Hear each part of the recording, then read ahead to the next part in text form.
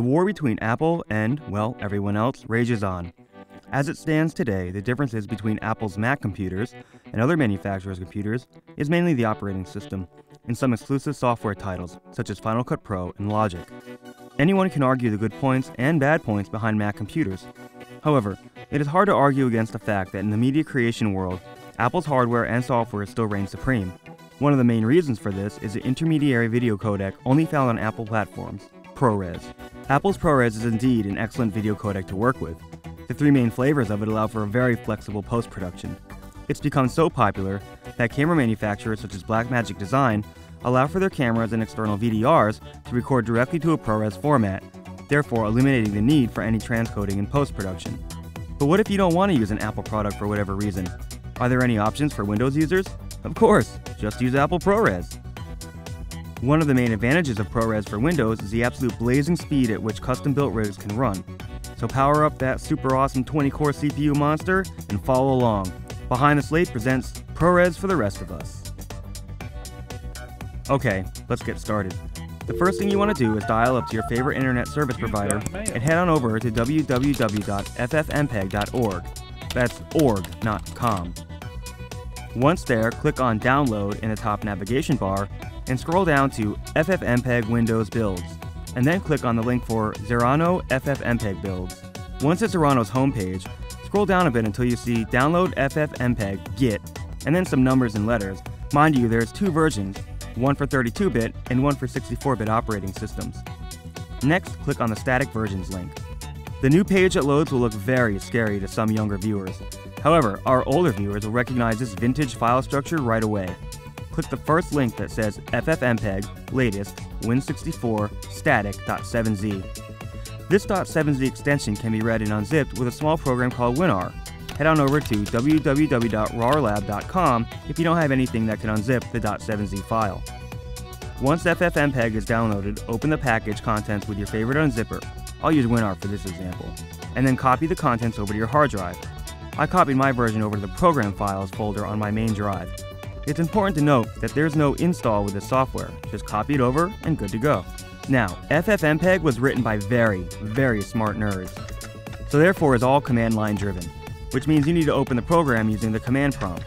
All of the commands are hand jammed into the prompt and then executed, just like the old days. The only problem with this method is that, though I'm a nerd, I'm not a smart nerd.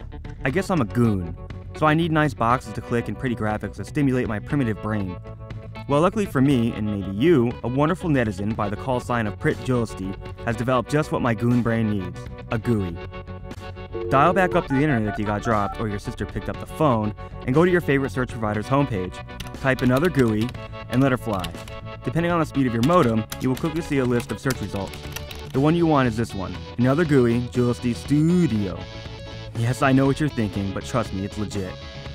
Under the download heading, click on the Here of Download the portable zip here. It's a small file, so even with a 14.4 modem, it should only take a couple of seconds. Once downloaded, unzip and place in the same directory as FFmpeg. This keeps everything nice and neat. Okay, now you can disconnect and let your mean old sister use the phone. Almost ready to get ProRes in. Locate your unzipped AnotherGUI GUI and drag to your desktop or sudo OSX dock bar. Now, click on the slime drop and let's see what we get. Ah, it's beautiful. No stinky command lines for me. There are a few setup things we gotta do, but we're almost there. Under the preset box, click on the Edit button. To the right of Executable, locate your FFmpeg executable file, which is this one right here. That tells the GUI where the program is. Next, click Save at the bottom of the window. Next, under the Add Source box and under the word Preset, click in the box. The next box that pops up is the Presets panel with all the loaded presets that you can convert your video to. For this example, choose FFmpeg ProRes 112 megabit, then double-click it.